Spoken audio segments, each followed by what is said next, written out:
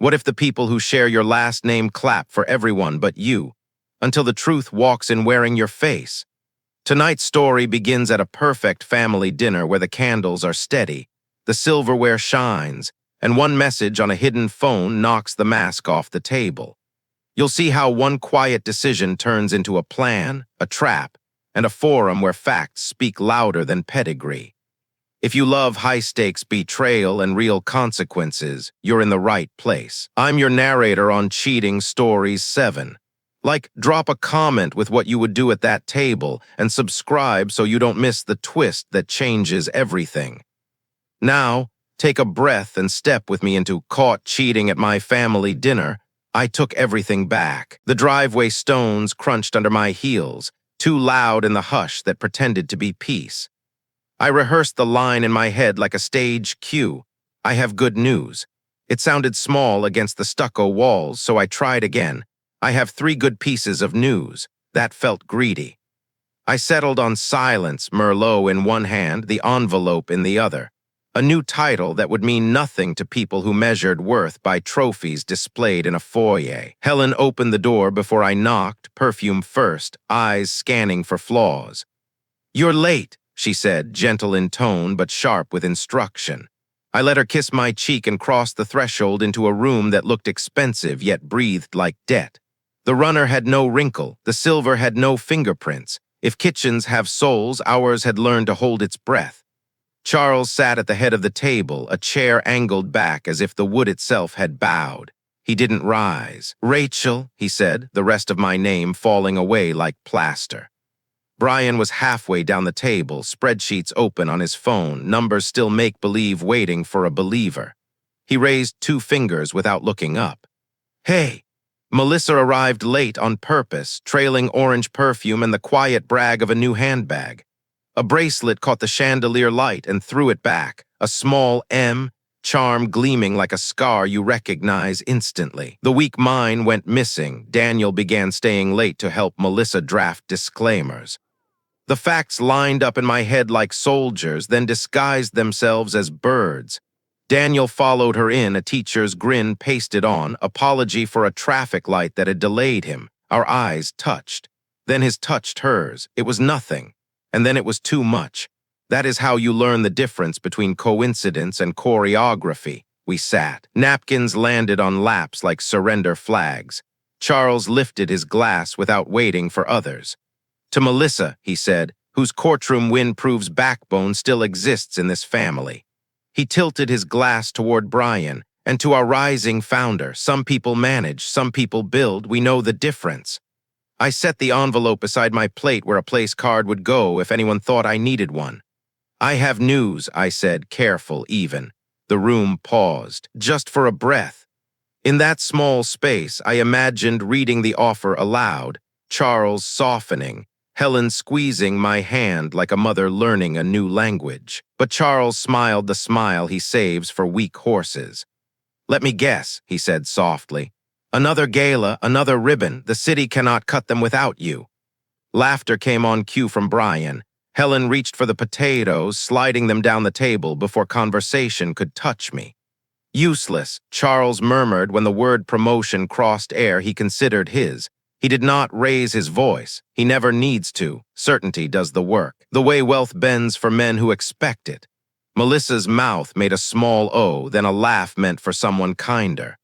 Under the table, Daniel's hand reached toward my knee, grasped the chair instead. If grace were currency, the Morgans would be asset-rich and cash-poor. I kept chewing. Chewing is a kind of prayer, a way to keep from saying the words you cannot take back. Helen's wrist tilted nervously as she offered bread. The bracelet on Melissa's arm flashed again like a secret that enjoyed itself. I looked away like a stranger who had stepped into a private room. Brian recited a burn rate stolen from a podcast. Melissa told a story about a judge who liked her shoes. Charles relit the candle because he liked fire he could control. The Merlot tasted like a promise I had made to my younger self. One day, they will see you. It tasted also like the promise I was about to break. Near dessert, a buzz from the sideboard cut the air. Daniel's phone lit with a name I didn't know, Gray Swan. The alias of someone who thought cleverness was camouflage. A preview line lingered, back door after 9. I didn't look at Daniel. He didn't look at me. Looking is a contract. I wasn't signing anything. Melissa stood to clear plates, brushing my shoulder as if following a script. She left Daniel's plate untouched. 2 hands reached for the same dish and pretended they hadn't. "Sweetheart," Helen asked brightly, "do you want to share your happy news?" Her tone was pageantry, rehearsed for judges who had already chosen a winner. "Another time," I said. My voice didn't wobble. That was the first thing that frightened them. Silence from a woman trained to over-explain feels like mutiny. I set my napkin down. The sound landed like a gavel. Charles's eyes sharpened into little knives he keeps behind compliments. "Rachel," he said again, warning this time, as if the family owned my name and I had borrowed it without permission. "I'm sorry to interrupt the celebration," I told him, and I meant it. Their celebration was real, the part that had nothing to do with me. Cruelty is demanding applause in rooms that never welcomed you. I refused to be cruel, at least not first. "Could you hand me my clutch?" I asked Helen, softly polite. Her hand shook as she passed it. Guilt has a temperature. It burned through the leather like a stove left on. The envelope inside warmed against my palm. I opened the flap, just enough to glimpse the letterhead and signatures that had once made me feel like I belonged. Then I closed it. I would not feed this room anything it could spit out later. "Congratulations, everyone," I said to the table that never made space for my elbows. My face carried no performance. I pressed the envelope flat on the linen until the crease gave way, then left it beside the water glass like a place I had outgrown. On my way to the door, Daniel whispered my name. He meant it to be a rope, but I kept moving. The hallway air was cooler, a corridor between a house scripted tight and a night unwritten. At the threshold, I looked back once. Not at faces, but at objects. The runner without a crease, the trembling candelabra flame, the bracelet shining on Melissa's wrist like a secret that wanted to be seen. I counted breaths the way you count assets. 1, 2, 3. I carried nothing from that room but air and the taste of metal. Outside, the desert night did not ask me to explain myself. The sky was exact and silent. The gravel accepted my step the way ground accepts a decision. In the car, I set the Merlot on the passenger seat, the clutch on top of it, props from a first act that had already run long. My hands rested on the wheel. They did not shake. Not yet, not here. The desert wrapped itself around the car, a hush so precise it felt like a blade under black cloth. My phone glowed on the seat beside me. I typed what needed typing without ceremony. No more transfers from me, effective now. Good luck. The dots bounced, then disappeared. Read. I did not wait for the reply that would pretend this was all a misunderstanding. Instead, I opened a new thread. "I know more than you think. Bring your phone to my place at 11. Daniel answered with a heart I had seen him send Melissa when she posted victories. It landed like a sticker on broken glass. I turned the screen face down and silenced it. A room can fill with noise if you allow other people's urgency to live there. At home, I slipped into a discipline I had taught myself long ago. I did not narrate. I gathered. The folder with no name lived inside a directory disguised with florist mock-ups and recipe files. Paranoia, people call it, when really it is just a filing system no one else bothered to build. Screenshots stacked into a story. Bank notifications that contradicted Daniel's tales of paying down loans. Calendar crumbs labeled department nights on evenings he skipped my events for supposed faculty dinners. Then came the jeweler's invoice again, Scottsdale, dated on a night Melissa claimed she was buried in filings. Oval-cut vintage ring, resized. The note was tidy, remounted for M.M. The date sat on the page like a fingerprint no one bothered to smudge. I pulled the shoebox from the closet, heavy with the weight of absence. The velvet pouch with my grandmother's charm bracelet was there, but lighter than memory had promised. I held the emptiness too long, refusing to let silence become the loudest thing in the room. Time dragged its feet toward 11. I brewed tea and let it cool untouched. I laid the promotion letter across the table, a pen resting on it as if applause were still expected. At 11:22, Daniel texted, "I'm 10 out." At 11:47, almost there with a blurred picture of a car hood. At midnight, fell asleep, "I'm so sorry." Lowercase letters like a man ducking beneath the doorway he chose. At 1, I drove. Gray Swan hid behind a nursery on 12th Street, a short-term rental whose listing sang with adjectives but offered no chairs on the porch. I parked across the road under a dead streetlight and watched. The house pulsed with secrecy. A side gate, a back house pretending not to be one, a blind left open just enough to suggest no one inside had ever done anything wrong. Then light. One window darkened, another woke behind it. Houses don't have heartbeats, but this one seemed to pulse with human memory. I did not go in. Hallways can turn liars into saints if you meet them there. I chose evidence instead. I photographed the license plate parked in the drive, Daniels, bracketed by rosemary shrubs. I caught the faint reflection of Melissa's profile in the glass, a swift black cut of her hair across the blind. I captured the time-stamped porch light as it flared, died, flared again. Evidence is boring by design. It survives because it does not try to be interesting. Driving home, the radio tried to sell me a better mattress, a longer life.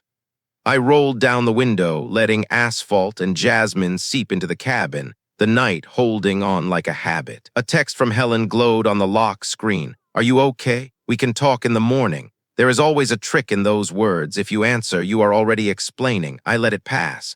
Back in the apartment, I wrote a list like a surgeon writing orders: attorney, bank, jeweler, storage unit. Beneath it, underlined twice, "Do not argue, document." Arguments invite improvisation. Documents stand unbothered by anyone's talent for story. The bank came first. I logged in and cut every transfer beginning with the letter M. I reset passwords. I added two-factor locks where doors had once stood wide open. The system asked if I wanted to name a trusted device. I closed the tab. Nothing would be trusted simply for having been familiar. Then the jeweler. I drafted a polite email requesting confirmation of the order and who picked it up, citing insurance reconciliation. It is easier to get the truth when you sound like paperwork. I pinned a reminder to call them when doors opened at 10. I dug into Melissa's past lie, her so-called break-in. The insurance claim still sat in my files, window intact, story overcomplicated. I checked the timestamp of the last photo I had of my grandmother's bracelet. 8 months old. Melissa had commented pretty with a heart. My stomach did not bother narrating what that meant.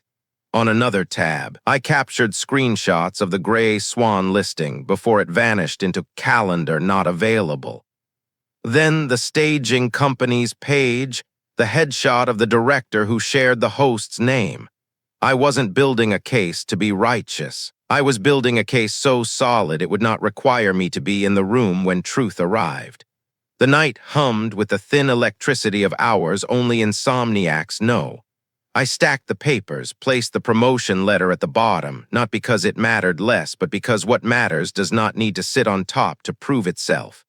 At 3, my hands began to shake. The body writes its own diary in muscle first.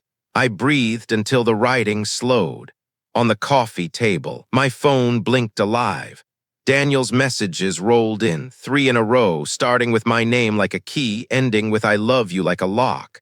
I left them unread. Love that demands blindness is not part of my vocabulary anymore. I washed the mug I never drank from and set it upside down to dry. I charged a spare battery. I slid copies of tax returns into the nameless folder, tucking it into my tote. Then I practiced the line I would need in the morning, saying it to an empty room. This is to confirm facts. The truth does not need anger. It does not apologize for tone. Morning would arrive and ask if I was ready. I wasn't, but I was prepared, and that is better. Morning arrived carrying the taste of stale coffee and resolve. I drove across town to the office of an attorney who was not on my family's preferred list of untouchables. Her name was Mara Levin. She answered her own phone, her voice brisk but not unkind. "Come now," she said, and the line went dead. Her office smelled of black coffee and paper heated by desk lamps. No framed magazine covers, no photos with senators. Just stacks of files, neat but heavy with midnight. I laid the folder across her desk. Screenshots, transfers, receipts that looked ordinary until you pinned them side by side. Melissa's consulting company invoices, Daniel's sudden student loan payments, hotel bills filed under the very nights I had begged him to attend my events. Mara didn't flinch. She listened in a way that made silence work for her. Then she pulled a yellow legal pad and drew arrows until the page became a web. "This is not romance," she said flatly. "It's fraud dressed as favoritism." Her pen tapped the jeweler's invoice, remounted for M.M. She raised a brow. "We subpoena this, the staging company, the rental platform. If you leave them space to explain, they'll cast you as the villain by the second act. Better to write the script yourself." She asked for my phone. I hesitated. Mara leaned forward. "I will not tell you to go nuclear," she said, "but I will tell you this. When you leave people their story, they always end it with you as the traitor. Don't give them that gift." I walked out lighter than I should have, relief braided with dread. Naming the chaos gave it shape, and shapes can be fought. At a storage unit across town, I slid open a steel door and faced boxes I hadn't touched in years. Payments, contracts, wire transfers, the mortgage I had carried when Charles and Helen nearly lost the house, the law school bill I had covered for Melissa when she failed contracts. The bridge loan Brian swore would be short-term gratitude but stretched into silence. Patterns love to hide in noise, but once you strip excuses away, they march in a line. Every dollar I gave was a brick in the wall they built to call me useless. That night the phone rang. Victor's voice filled the line like a cello, deep, deliberate, no wasted notes. "Proud of your spine," he said. "I'm burning my family down," I admitted. "No," he answered. "You're just refusing to set yourself on fire to keep them warm." I told him about Gray Swan, about Daniel's car parked outside a rental that pretended not to be visible. Victor hummed, the sound he makes when memory settles. "Your father once asked me how to hide a loss," he said. "I told him you cover it with applause." The line fell quiet, the desert wind shoving sand against glass in the background. I slept only an hour, but in that hour I dreamed of a door swinging wide, nobody stepping through, and applause echoing from hands that did not exist. The tasting room waited like an empty stage. Brick walls, oak counter, a neat row of glasses lined as if expecting judgment. I had booked it under a client alias, arriving early to arrange the table with things that did not argue: copies, timestamps, the velvet pouch, a pen that clicked too loudly in the silence. I chose the stool that let me see both the door and its reflection in the hallway mirror. In the glass, the door looked farther away than it was. That is what traps do. They bend distance. Daniel arrived on time, jacket slung over his shoulder the way men carry virtue when they want credit for trying. He smiled the teacher's smile he used on students with late papers. He leaned forward for a kiss. I offered him a chair. "Phone," I said. My voice was calm. I slid the folder halfway across the table. Its weight was symbolic. The contents were not. "Privacy," he countered, as if the word were a prayer and not a shield. He placed both hands flat on the wood like a man about to swear. I pressed play. The recording was months old but young enough to sting. His voice, worn from rehearsing lies, confessed to Melissa that he had found a buyer for the ring he promised me. The profit, he said, would cover her retainer. I did not need to know because it would ruin the surprise.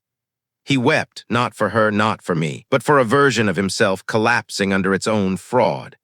Daniel lowered his head, reaching for the same lines he gave students who plagiarized poorly. Context, pressure.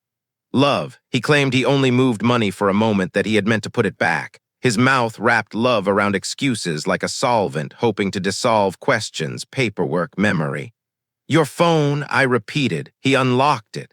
I scrolled not like a storm, but like a clerk. In messages, Gray Swan glowed with logistics. A thread of arrangements, one blurred photo where Melissa's reflection lingered in a frame of glass. I screenshot it, the metallic sound of capture like a latch closing. Minutes later, the latch clicked for real. Melissa entered without knocking, courtroom neutral in gray and beige. Her voice carried the opening arguments she had rehearsed on the drive over. I was misinterpreting. She had told Daniel to sell the ring to protect me from a bad deal. Payments were reimbursements. Hotel receipts were business. The rental was workspace. The word sister punctuated her lines like a plea for credibility. I placed the velvet pouch on the table and tipped it upside down. Nothing fell. Then I set down the bracelet I had bought back that morning from a pawnshop clerk who muttered, "Shame to let this go," as I handed over cash. Melissa's hand twitched toward her wrist, then froze midair, a lie arrested before flight. Before she could pivot, Mara stepped inside. She moved as if permission had never been required. She nodded to me, then to the glasses waiting like patients at triage. She laid 2 documents on the table without theatrics, letting gravity speak. "Mr. Cross," she addressed Daniel, "this is a civil agreement. You return what you took, you cease contact, and you stipulate to the transfer trail. Do it quickly and you stay out of court. Breach any clause and we file." She turned to Melissa. "MS. Morgan, this is for the State Bar's Ethics Committee. It will be filed Friday at noon unless we have your signed acknowledgement of misrepresentation regarding client funds." Daniel read slowly, as if the sentences might negotiate back. His shoulders sagged. He signed the first page, then the last, pen scratching like a saw through soft wood. Melissa did not sit. She tore the corner of her letter, proof of resistance, then smiled a lawyer's smile sharpened to wound silence. "You cannot do this to family," she said. "There are worse things you can do to family," I answered. My words did not rise, they settled. Melissa's tone pivoted to contempt, her favorite register. She called this a stunt, called Mara an ambulance chaser, called my evidence meaningless without context. She promised we would meet in a forum where facts matter. I told her we would. I had already rented that forum for Friday night. Mara gathered the signatures, slipped them into her red well, and asked again for Daniel's phone. She imaged it with clinical precision while he watched his life become files named by date. He tried once more, insisting he had saved another ring, that he loved me in a way that justified his shortcuts. I told him love that demands silence is only debt wearing flowers. Melissa lingered, waiting for cruelty she could cite later. I gave her nothing. Silence ballooned until it became unbearable. People who need performance starve in rooms like this. When they left, Daniel's signature still shone wet. I blew across the line, thinking of candles on a cake never baked for me. Mara tapped the bracelet with her pen. "Keep it?" she asked. "No," I said. "It belongs to the version of me who kept records but forgot to keep score." I tied the pouch and tucked it away. Mara rose. "Friday," she said. "Do not argue, do not explain, present." Outside, the afternoon was knife bright. The parking lot smelled of hot rubber and lemons from the bar. I texted the venue manager a thank you, tipped the staff who had kept the room unremarkable. Traps work best when nothing about them looks like one. On the drive home, I rehearsed nothing. There would be a room, there would be a screen. There would be facts arranged in a line no one could pretend was noise. At a red light, I saw a girl dragging a helium balloon shaped like a swan. She tugged once, then let go. It lifted, clearing the traffic line without hesitation. I watched it choose the sky and made no wish.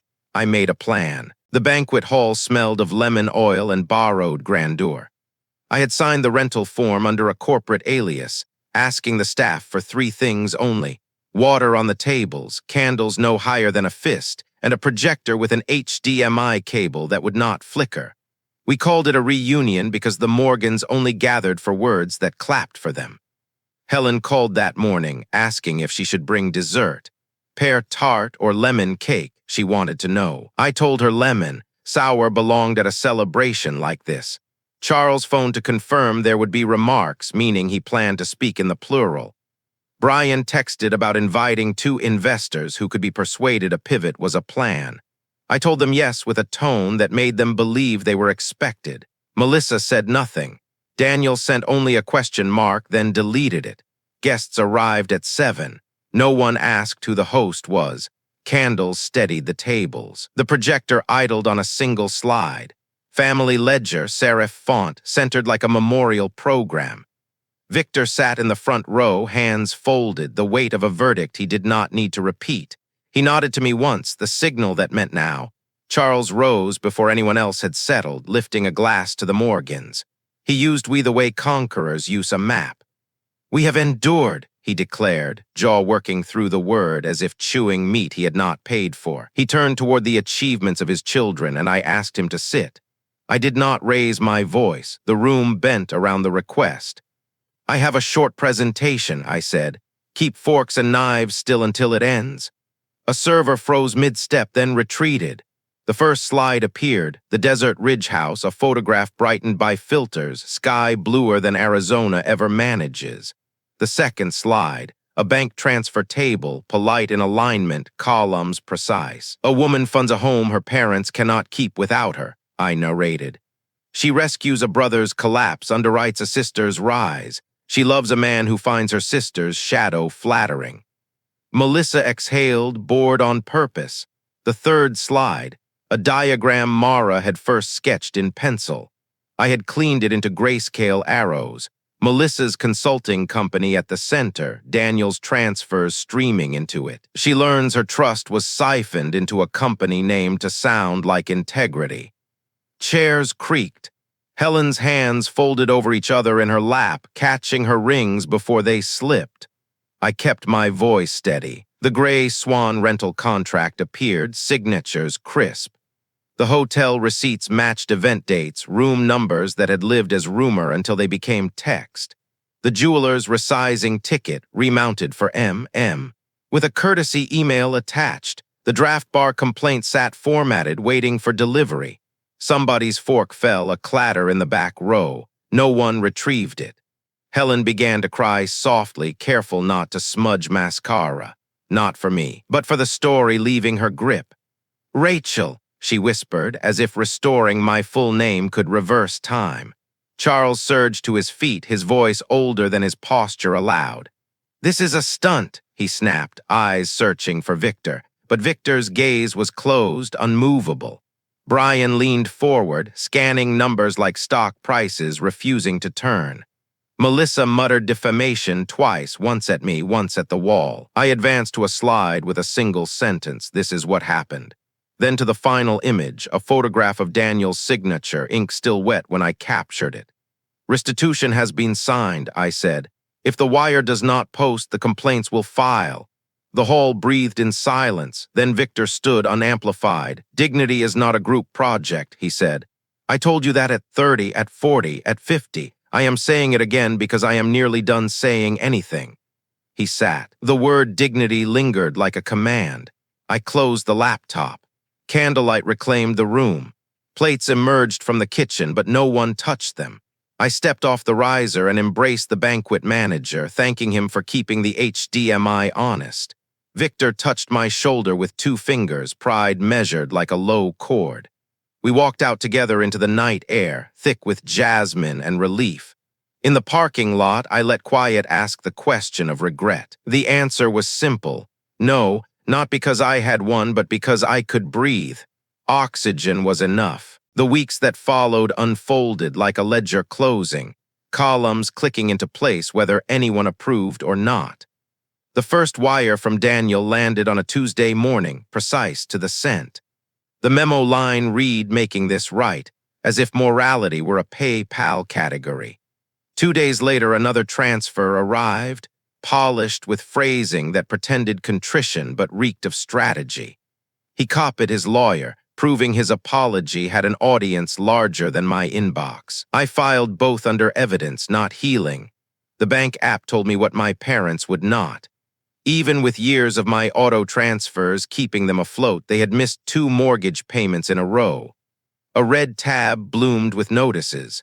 Foreclosure does not care about family stories or the lies printed on holiday cards. It only cares about math. I did not forward the screenshots to Helen. I did not forward them to Charles. I let the bank do its job. Mine was no longer to feel everything for everyone. At 9:13 a.m., Mara sent a brief email. Subject line, Ripple. Melissa's largest client had withdrawn after a polite request from Mara's paralegal for escrow verification that did not exist. The letter arrived dressed in the language of timing and reprioritization, but language can be a sponge. It soaks up blood and calls itself water. Brian stopped posting Founder Fridays. His second job became his first. Night shifts at a data center do not photograph well, so the photos stopped and the midnight texts began. "You know I never meant to take advantage," he wrote once at 2 a.m. He followed with a handshake emoji, deleted it, then sent it again. I never replied. Lessons need silence to finish their sentences. Charles called from numbers I did not recognize. He opened in the cadence of business, smuggling in the word father. "We can be adults about this," he said first. Later, when my silence persisted, he tried. "Family is not a negotiation." But silence is not consent. It is the sound policy makes when it is working. I blocked the numbers but saved the transcripts. Men like him always assume they can edit minutes after the meeting. Helen chose the language of letters, cream envelope, careful handwriting. I set it face down on my counter before the words could climb out. When I finally read it, sorry appeared often, usually followed by but. I folded the page along its old crease and filed it under history, not because it was precious, but because I had learned never to misplace what happens. I moved into a small Scottsdale apartment that smelled of drywall and beginning.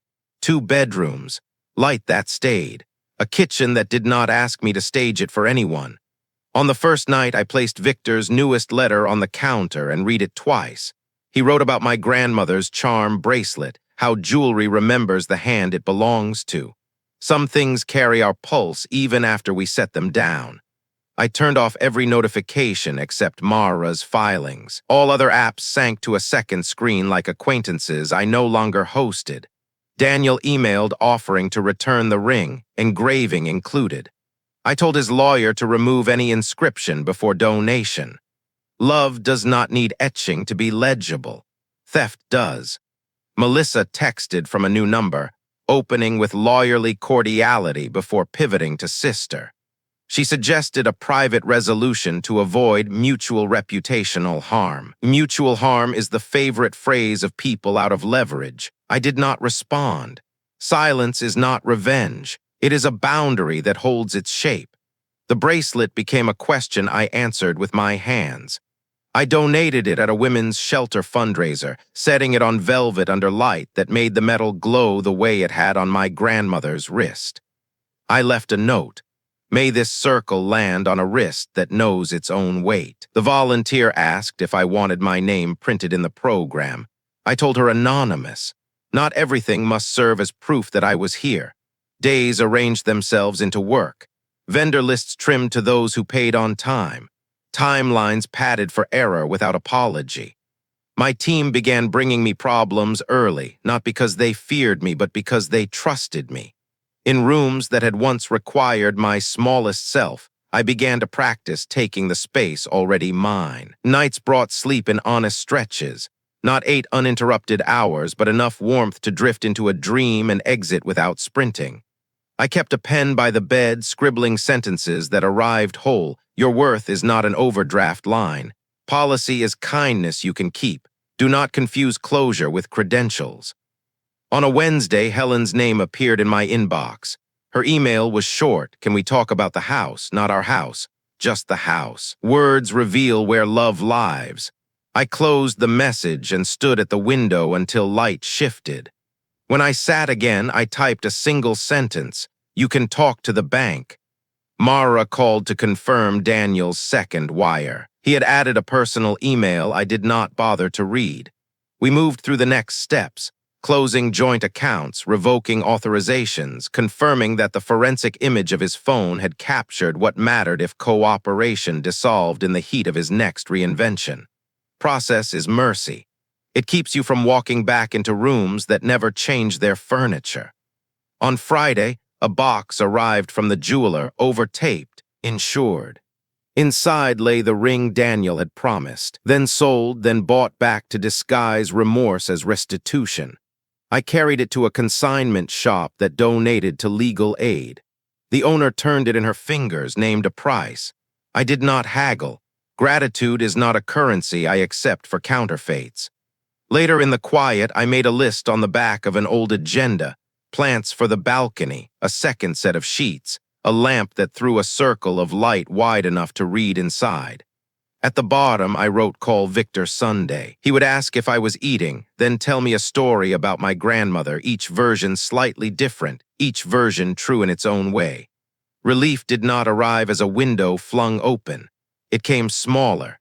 An afternoon where no one asked me for access to my accounts. A bill addressed only to me, paid only by me, filed under only. A morning where my first thought was not a defense. A dawn where I mistook quiet not for emptiness, but for life audible at last. Backstage smelled of hot cables and anxious coffee, the air bright with metal and promise. My team had built a city out of truss and light, arches rising like certainty, a runway leading exactly where it promised to go. People said my name without asking me to prove it belonged to me. No audition, no footnote. When the keynote ended in a ripple of clean applause, I stepped outside and let the heat rest on my skin the way truth does when you finally stop wrestling it. The asphalt shimmered. My phone stayed silent. Peace has a sound once you learn to recognize it. Victor met me for lunch at a place that chilled the water before you asked. He wore his Navy jacket even in June, a private treaty he had signed with dignity years ago. We did not talk strategy. We talked tiramisu that tasted like someone remembered the eggs. Then he slid a single page across the table, a living trust revision. Simple, unadorned. My name written where names go when love requires no spectacle. I did not perform gratitude. I took his hand, papery skin, conductor strong grip, and said, "I'll take care of what takes care of us." He nodded as though I had finally answered a question asked the day I was born. He told me Helen wanted to see me. Alone. The word carried traps, but Victor waited, letting me decide. "Do what lets you breathe," he said, as the waiter set down a check that did not need splitting. The cafe where we met was quiet, its corners soft, confessions landing like weather. Helen did not ask for money. She did not offer corrections. She said the words slowly, like crossing ice. I knew more than I admitted. Silence had served her comfort. I told myself you were strong, she continued. I used that to excuse what I did not want to face. Honesty aged her, made her look more like the mother I might have needed. I did not forgive her aloud. Some absolutions are house keys. Once handed over, every door forgets how to lock. I only told her that I was building a life without their approvals or their emergencies. She nodded, then squeezed my hand like someone saying goodbye to a child she had not known how to keep. On the drive home, I passed the old house. The lawn had grown wild. Without my money, the facade no longer pretended to be perfect. It did not look ruined. It looked honest. I rolled down the window, breathing the smell of weeds and stucco warmed by desert sun. A wind chime rang once, then stilled. At sunset, I climbed a ridge at the edge of the city, the rock rust-colored like blood oranges. I did not feel triumphant. Triumph begs for witnesses. I felt steady. Steady is what happens when the floor stops moving. The sky dimmed on cue. A runner passed, nodding, two strangers blessing each other without contracts. My phone lit with Daniel's last message. He had moved 2 states away, found a job, wanted me to know he was working on himself. I archived it without resentment. Work on yourself is most powerful when no one is watching. Another email arrived from Mara. The bar complaint against Melissa had taken shape. Consequences are not parties. I signed the acknowledgement line and shut the laptop. No need to call Charles. He sent nothing. Some endings walk out quietly and shut the door without a click. Back in the apartment, light pooled across the rug as if told to wait there. I wrote a new list on the back of an old run sheet. At the top, keep choosing yourself. Beneath, replace the leaky plant pot, book the dental cleaning I had canceled 3 times, order the second set of sheets. Then a line I always write so I don't forget: joy counts as work. I set the table for one. No extra fork for conversations that demanded I vanish. I ate slowly, tasting basil and salt as though I had invented them. Later, I reread Victor's letter about jewelry that remembers the hand it belongs to. I touched the bare skin of my wrist. Nothing there but me, and that was sufficient. After dishes, I walked the long way around the block. Through a lit window, a couple argued softly about lampshades. I did not envy their plural. I did not pity it either. The future felt like weather, something to prepare for, something to enjoy, never to control. Before sleep, I pictured the banquet hall again. The slide that said this is what happened, the fork spinning, Victor's hands folded like verdict and prayer. I pictured the tasting room, the oak table, the wet ink of restitution. I pictured the night I left the Morgan's table with nothing but air and the taste of metal, how that nothing turned out to be a key. Morning will come, as it always does, with emails and budgets and stages waiting for tape marks where shoes should land. Somewhere, a bank will send a notice and call it a reminder. Somewhere else, my name will sit in a trust that needs no spectacle. I will brew coffee. I will answer what deserves answers. I will ignore what requires my disappearance to survive. On the counter, a note I had written weeks ago curled at the edges. Policy is kindness you can keep. I pressed it flat with my palm, breathed in deep. Let the air widen the room. The day waited patient. That is what freedom is, not loud, not crowned. Just the quiet right to breathe and the muscle memory to do it again. That dinner didn't end with applause. It ended with policy, proof, and a door that finally opened outward. In the end, restitution cleared, the forum spoke, and the quiet right to breathe was the only crown that mattered. What would you have done differently at that table? Would you confront, document, or walk away and let the facts do the talking? Tell me below. I read every comment. If this story resonated with you like the video, subscribe to Cheating Stories 7 and share it with someone who needs a reminder that boundaries are not revenge, they are respect. New stories every week. See you in the next one.